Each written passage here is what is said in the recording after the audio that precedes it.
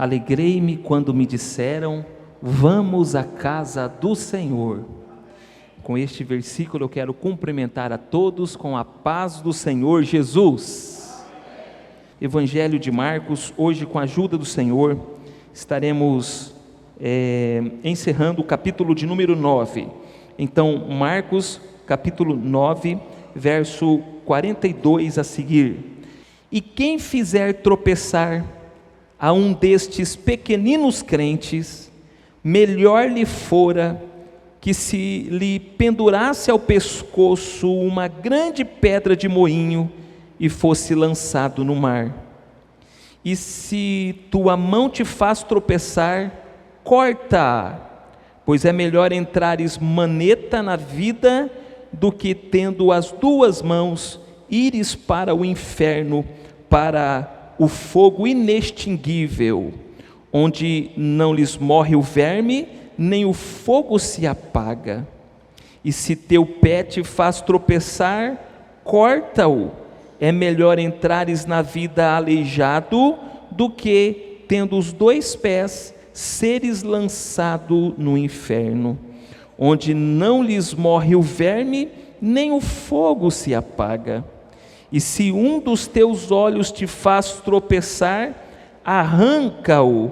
É melhor entrares no reino de Deus com um só dos teus olhos, do que, tendo os dois, seres lançados no inferno, onde não lhes morre o verme, nem o fogo se apaga. Porque cada um será salgado com fogo. Bom é o sal, mas se o sal vier a tornar-se insípido, como lhe restaurar o sabor?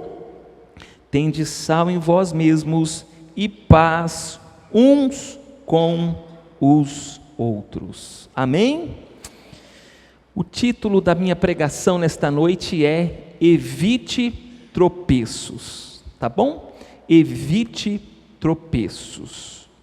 Tem dia que a pregação, ela não é mamão com açúcar. Tem dia que a pregação não é leitinho com mucilon. Lembrei da minha época de infância, aleluia.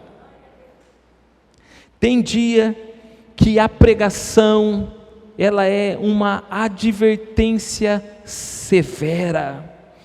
Como dizia o meu professor em saudosa memória, Dr. Carlos Oswaldo Pinto, as advertências de Jesus são cartões amarelos do céu para as nossas vidas.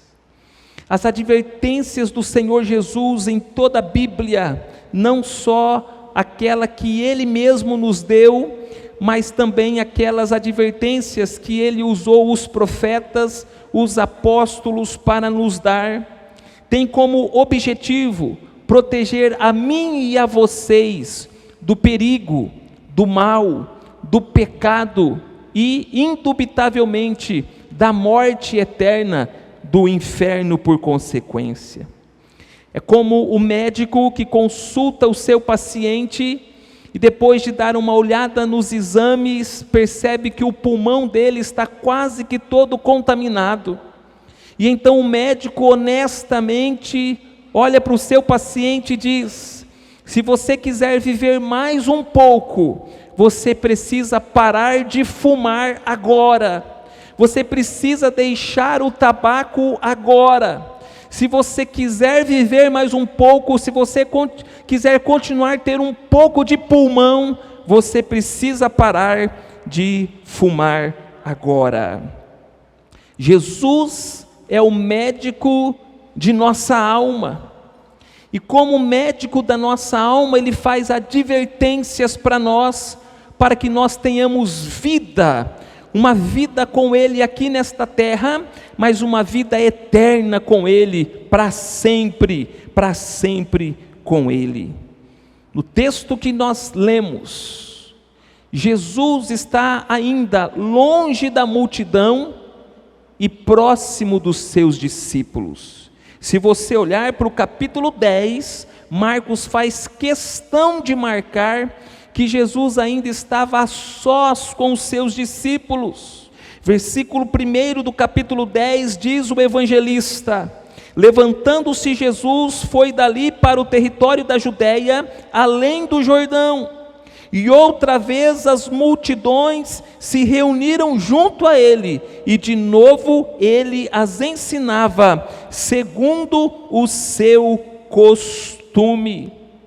Então, até o capítulo 9, versículo 50, Jesus estava sozinho com os seus discípulos. Jesus estava no seu programa de discipulado, e nesse programa de discipulado, Jesus estava fazendo advertências severas para o bem da alma dos seus discípulos. E é ali então, Jesus ensinando, advertindo, orientando os seus discípulos, que nós encontramos uma palavrinha-chave no nosso texto. E a palavrinha-chave é o verbo tropeçar. As advertências de Jesus orbitam em torno deste verbo tropeçar, que aparece no nosso texto pelo menos 4 vezes. No versículo 42, no versículo 43, no versículo 45 e também no versículo de número 47. Tropeçar. O Senhor Jesus não queria e ainda não quer que os seus discípulos, que os crentes nele, tropecem na caminhada da fé. E por isso ele vai fazer algumas advertências. O que podemos aprender, irmãos, com essas advertências que Jesus fez aos seus discípulos? Quais são os ensinamentos para nós hoje? Em primeiro lugar, Jesus está ensinando para mim e para você, como também ensinou para os seus discípulos naquela época, para nós não sermos pedras de tropeço na vida dos outros ou dos nossos irmãos. Jesus não quer que eu e vocês sejamos pedras de tropeço na vida dos outros irmãos. Versículo 42: e quem fizer tropeçar a um destes pequeninos crentes, melhor lhe fora que se lhe pendurasse ao pescoço uma grande pedra de moinho e fosse lançado ao mar. É muito importante, meus irmãos, nesta altura do ministério de Jesus e da literatura do Evangelho de Marcos, nós localizarmos o que está acontecendo. Neste momento, por exemplo, os discípulos de Jesus ainda não haviam compreendido a obra da cruz e nem a obra da ressurreição, conforme diz o versículo 32 do capítulo 9. Se você está com a sua Bíblia aberta, você pode acompanhar. Eles, contudo, não compreendiam isto e temiam interrogá-lo. Nesta altura do ministério de Jesus, os discípulos não queriam aceitar e não compreendiam o que era a obra da cruz e o que era a obra da ressurreição. Aonde está a cabeça dos discípulos? Aonde está o coração dos discípulos? Está num reino terreno, que na cabeça deles, Jesus possivelmente vai implantar. O reino na cabeça dos discípulos de Jesus é um reino político-econômico. E a motivação dos discípulos ao seguir Jesus, ao andar com Jesus, é ser ali pessoas que vão auxiliar Jesus quando ele implantar esse reino.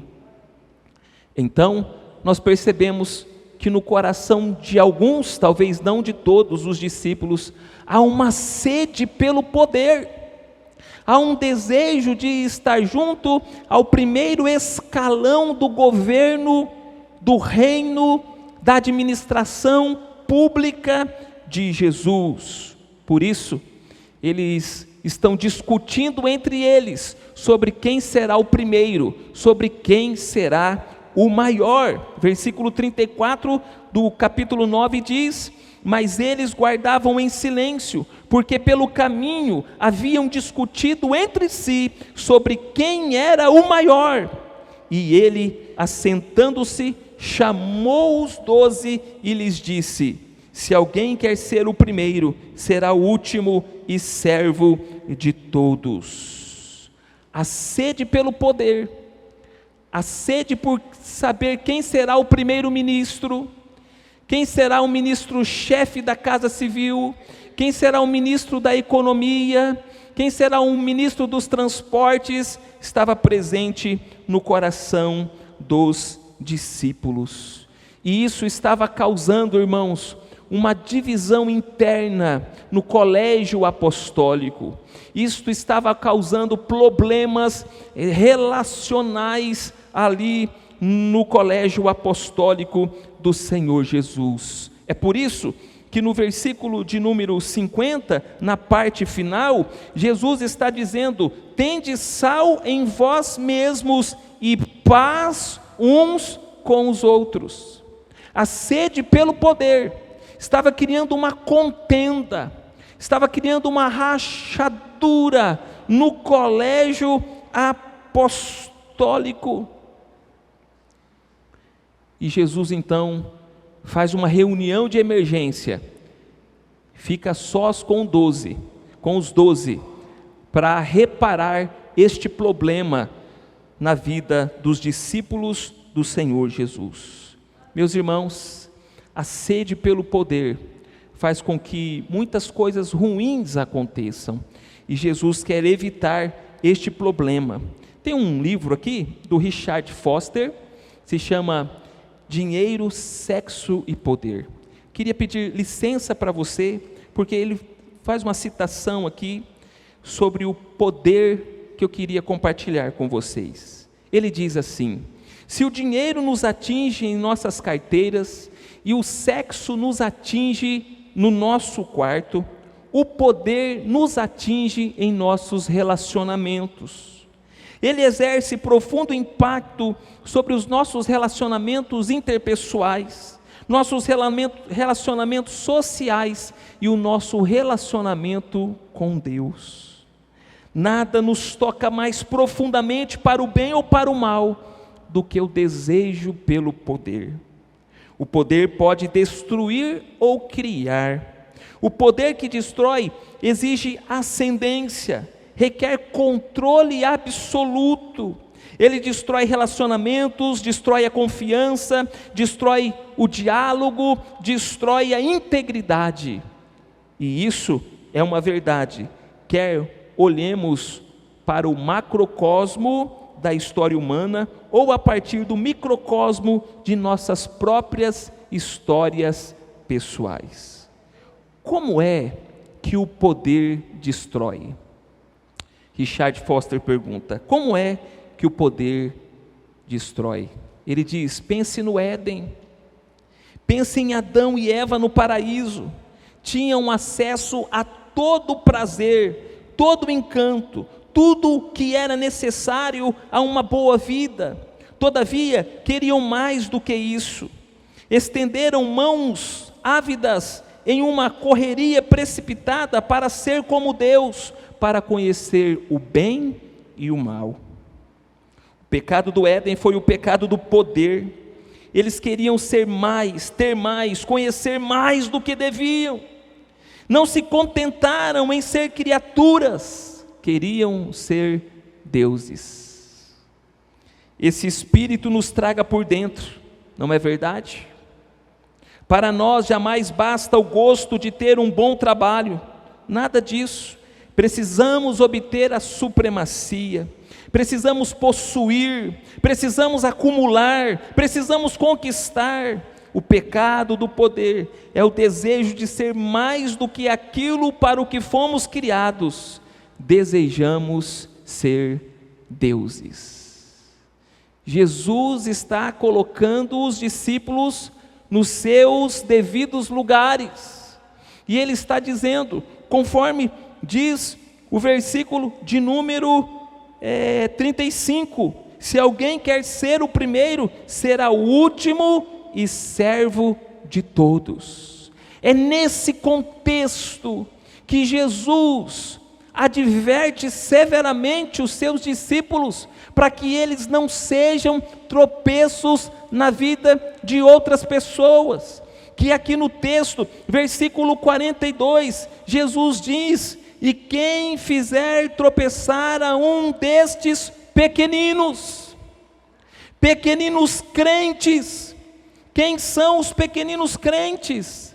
Talvez seja o homem do versículo 38, que João falou com ele. Disse-lhe João: mestre, vimos um homem que em teu nome expelia demônios, o qual não nos segue, e nós lhe proibimos, porque não seguia conosco. Você sabe, Lucas capítulo 10, que Jesus tinha outros 72 discípulos, que não andava ali muito próximo dos 12, mas eram discípulos de Jesus, e que faziam a obra de Deus.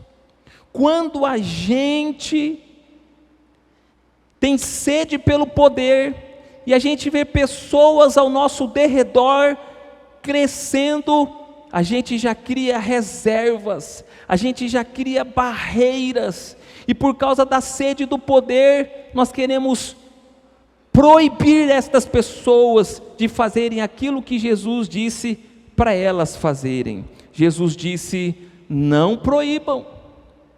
Aquele que não é contra nós, é por nós. Aliás, aqui no capítulo 9, a gente percebe essa disputa acirrada em vários níveis. Talvez Marcos, conhecendo o seu auditório, o seu público romano, que sabia que o povo gostava de disputa, gostava de competição, ele vai mostrando competição o tempo todo. Aqui no capítulo 9, ele mostra Jesus competindo com um espírito maligno. Claro que Jesus ganha. Mostra a fé competindo com a incredulidade. A fé que vem de Jesus vence a incredulidade. Mostra os discípulos no caminho discutindo um com o outro. E agora mostra aqui para nós o desejo no coração de alguns discípulos de fazerem outros tropeçarem, para que eles fiquem mais perto do poder.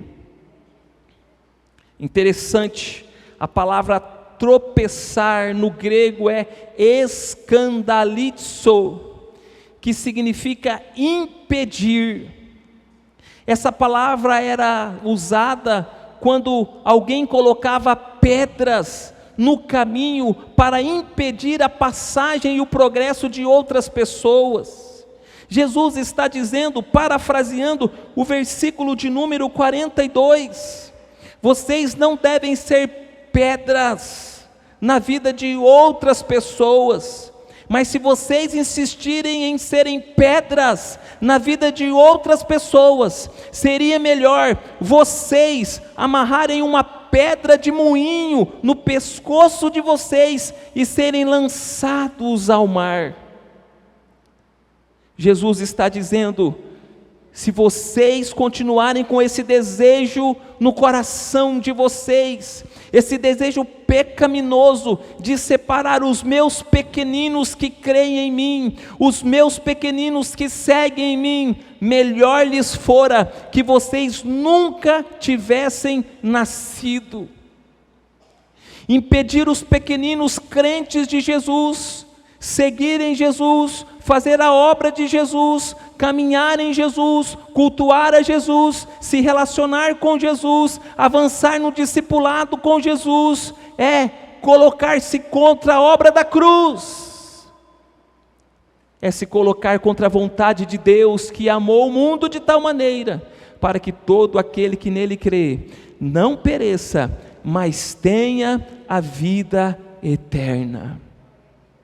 Meus irmãos, se essa advertência era severa para os discípulos naquele momento, ela é muito mais severa para nós hoje, porque naquele momento os discípulos ainda não haviam contemplado a obra da cruz, não haviam ainda contemplado a obra da ressurreição, eles não tinham Atos dos Apóstolos como nós temos, eles não tinham as cartas paulinas como nós temos, não tinham as cartas joaninas como nós temos, não tinham as cartas petrinas como nós temos, não tinham as epístolas gerais como Hebreus, Tiago, 1 de Pedro, 2 de Pedro, e nem um Apocalipse como nós temos. A nossa revelação, o nosso conhecimento da obra de Cristo, da morte de Cristo, da vida de Cristo, da ressurreição de Cristo, é muito maior do que o que eles tiveram naquele momento, muito embora estivessem pertinho de Jesus, ouviam Jesus, tocasse em Jesus. A advertência de Jesus para nós é: não seja pedra de tropeço, que vai impedir o avanço, o progresso, a comunhão de outras pessoas com o Senhor Jesus. Falo para uma mulher ou para um homem que me assiste agora pela internet, que não ajuda o seu marido ou a sua mulher, o seu cônjuge a estar na igreja, que o perturba quando ele ou ela está orando. Falo com pais que não incentivam os seus filhos a participarem dos grupos pequenos da nossa igreja, a não participar das programações para a edificação e o crescimento dos filhos na igreja. Falo com pessoas que não se esforçam e não se empenham para fazer com que outras pessoas sejam mais íntimas, mais próximas, tenham um conhecimento mais acurado do Senhor Jesus. Ah, querido que me ouve agora, querida que me ouve agora, essa não é a vontade de Jesus para você e nem para mim. Nós não somos chamados para impedir ninguém de se relacionar com o Senhor. O nosso chamado é promover um relacionamento mais real, mais verdadeiro, mais alegre e mais santo com o Senhor Jesus, aleluia. Jesus veio para isso. No capítulo 10, versículo de número 45, se você quiser acompanhar, se você estiver com a sua Bíblia aberta, ele vai dizer assim: pois o próprio Filho do Homem não veio para ser servido, mas para servir e dar a sua vida em resgate de muitos.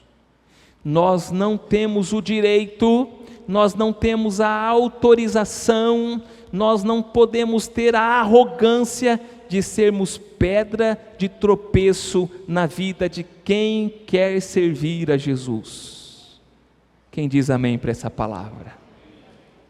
Primeira advertência de Jesus para nós: não seja pedra de tropeço na vida dos seus irmãos. Segunda advertência: não seja pedra de tropeço para você mesmo. Não seja pedra de tropeço para você mesmo. Não escandalize os outros e não seja escândalo também para você mesmo. Versículo de número 43 a seguir: e se tua mão te faz tropeçar, corta, pois é melhor entrares maneta na vida, do que tendo as duas mãos, ires para o inferno, para o fogo inextinguível, onde não lhes morre o verme, nem o fogo se apaga. E se teu pé te faz tropeçar, corta-o. É melhor entrares na vida aleijado, do que tendo os dois pés seres lançado no inferno, onde não lhes morre o verme, nem o fogo se apaga. E se um de teus olhos te faz tropeçar, arranca-o. É melhor entrares no reino de Deus com um só dos teus olhos, do que tendo os dois seres lançados. Vou ler de novo, verso 47. E se um dos teus olhos te faz tropeçar, arranca-o. É melhor entrares no reino de Deus com um só dos teus olhos, do que tendo os dois seres lançado no inferno, onde não lhes morre o verme, nem o fogo se apaga. Agora Jesus está levando os discípulos a tirar os olhos dos outros e olhar para eles mesmos. Jesus está levando-os a olhar para os seus próprios corações. Agora é hora de olhar para a motivação que te move a fazer todas as coisas.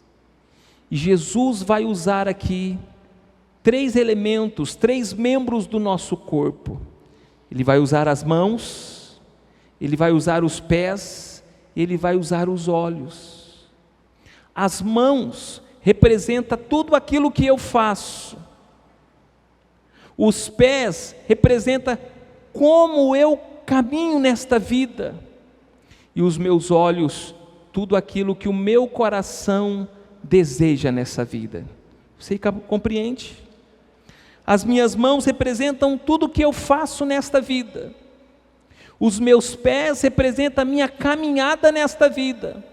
E os meus olhos representam os desejos do meu coração nesta vida. É importante destacar que esse gênero literário que se apresenta aqui é uma hipérbole. Jesus está sendo exagerado para fazer com que os seus discípulos percebam quão grande também pode ser o prejuízo de prejudicar outras pessoas e a eles mesmos. Então Jesus está sugerindo aqui que para que eles não sejam prejudicados na vida eterna e também no reino de Deus, e para que eles continuem a caminhada para o céu e não para o inferno, que eles sondem o coração deles. Então Jesus usa essa hipérbole. Não é aqui uma ideia de interpretação literal ao pé da letra, porque não ia adiantar furar um olho e continuar pecando com o outro olho, amputar uma mão e continuar pecando com uma outra mão, amputar um pé e continuar pecando com o outro pé. Não é essa a ideia. A ideia é: olha para dentro de você, enxerga o que está dentro de você, e se tem alguma coisa dentro de você que quer levar você a pecar, sabe o que você deve fazer? Você deve fazer uma cirurgia radical para que isso não prejudique a sua vida. Essa é a ideia. Fazer uma cirurgia radical espiritual dentro do seu coração. Antes de você praticar, antes de você realizar, você deve prestar atenção e já operar, amputar radicalmente isso que está começando a crescer dentro do seu coração, dentro do seu coração. E Jesus, mais do que qualquer outro apóstolo, Jesus mais do que qualquer outro profeta, ele nos lembra nesse texto sobre a realidade do inferno, sobre a realidade de um sofrimento eterno. Então Jesus, ele orienta os seus discípulos, que seriam apóstolos, para que eles não brinquem com o pecado.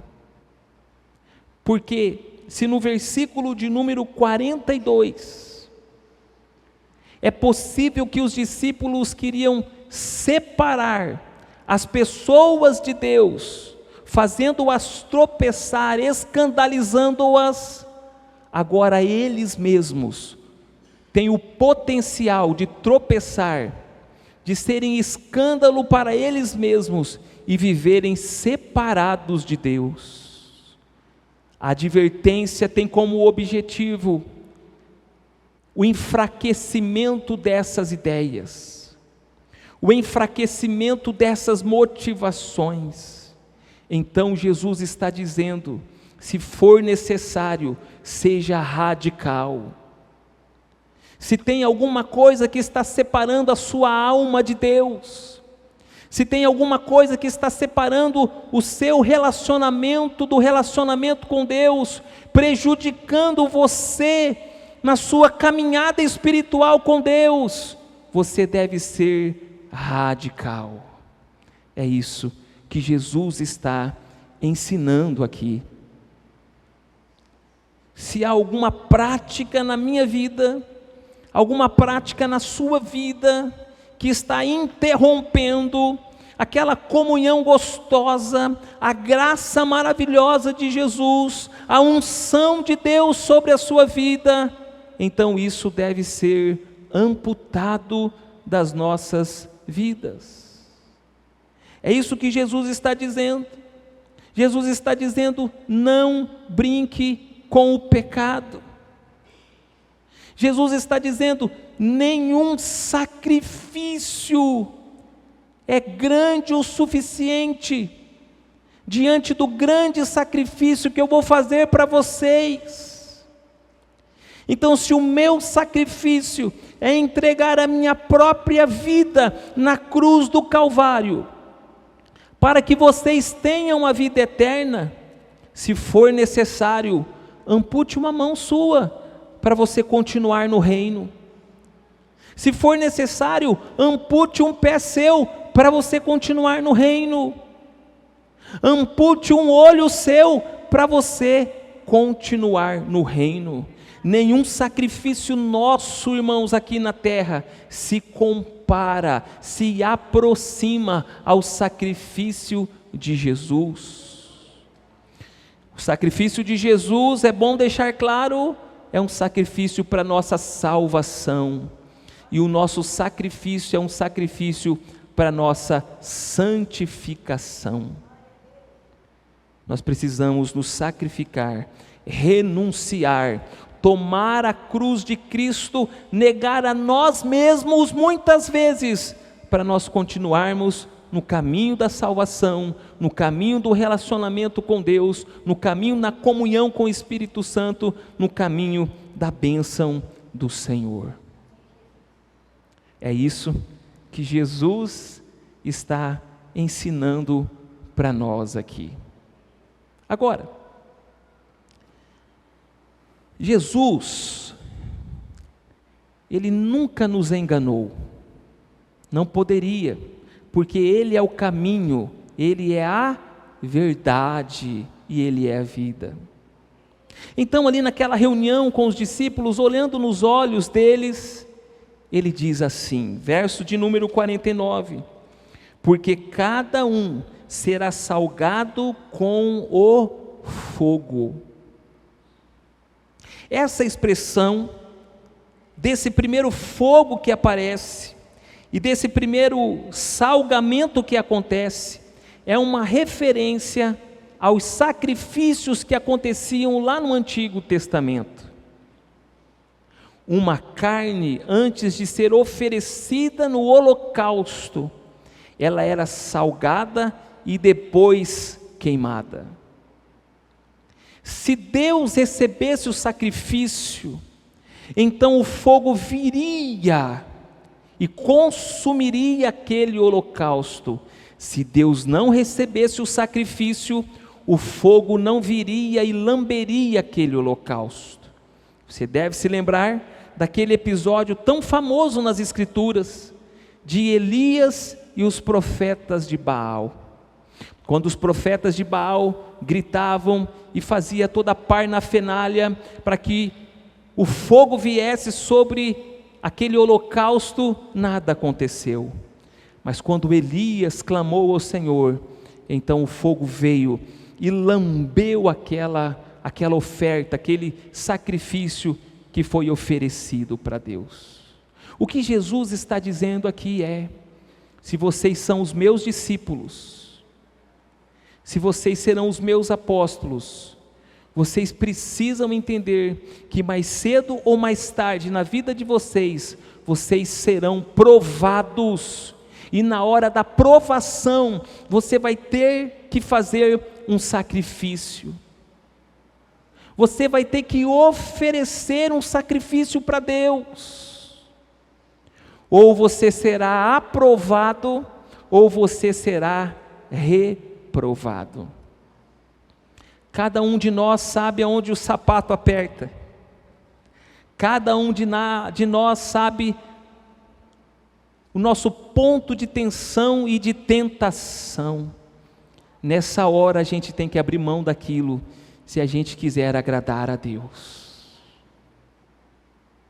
Ou você vai fazer a vontade do diabo e da sua carne, ou você vai fazer a vontade de Deus.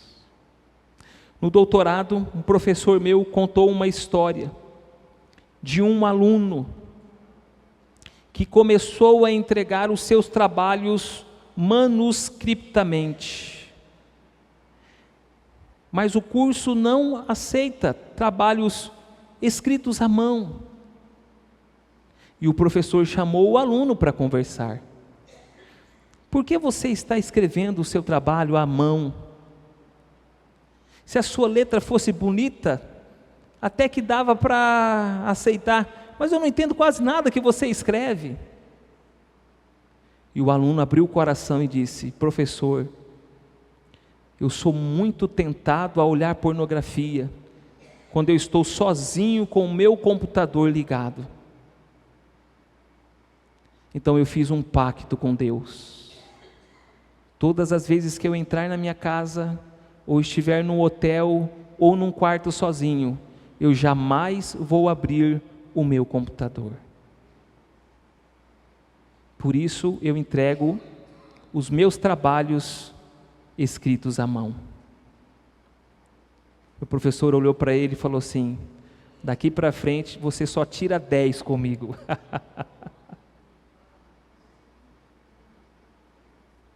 Amputação radical. Na hora da provação eu não posso brincar com o pecado.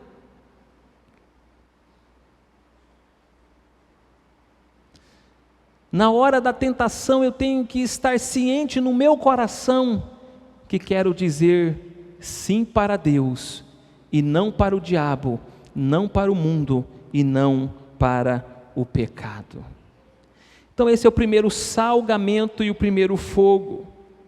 Mas agora, no versículo de número 50, ele vai falar de um outro sal. Ele vai dizer: bom é o sal, mas se o sal vier a tornar-se insípido, como lhe restaurar o sabor? De que sal Jesus está falando? Possivelmente o sal do mar da Galileia ou o sal do mar morto. E existia um sal que era misturado com gesso. Esse sal misturado com gesso, ele não prestava. Jesus está dizendo: eu estou chamando vocês para não serem como um sal insípido, um sal que não funciona, um sal que não preserva, um sal que não dá tempero, um sal cuja função não serve para nada. Não, eu estou chamando vocês para temperarem, para salgar, para dar sabor à vida de outras pessoas no mundo, que foi o que eles se tornaram mais tarde. Meus irmãos, antes de inventarem os sorvetes manipulados, industrializados, muito antes de existirem todo esse maquinário, como os sorvetes eles eram feitos? Eles eram elevados a uma temperatura e aí congelavam. Não ficava bom, porque não ficava cremoso. Mas aí alguém resolveu colocar um pouco de sal nesse sorvete manual. E aí foi percebendo que quando colocava um pouco de sal, muito embora se atingisse até 18 graus negativos centígrados, ele não virava pedra de gelo, mas ele ficava conservado e ficava muito cremoso. A função do sal na vida do discípulo de Jesus é fazer com que a vida de outras pessoas fiquem cremosas, fiquem saborosas, por causa da presença de Jesus em suas vidas. Jesus nos chamou para sermos bênção na vida das pessoas.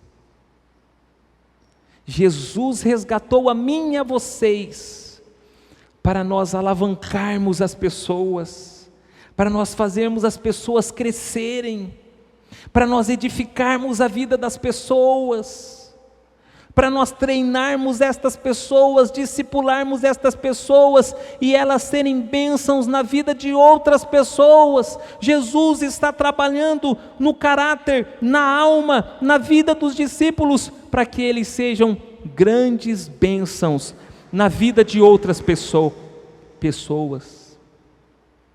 Esse é o desejo de Jesus para você, esposa, ser uma bênção de Deus na vida do seu marido.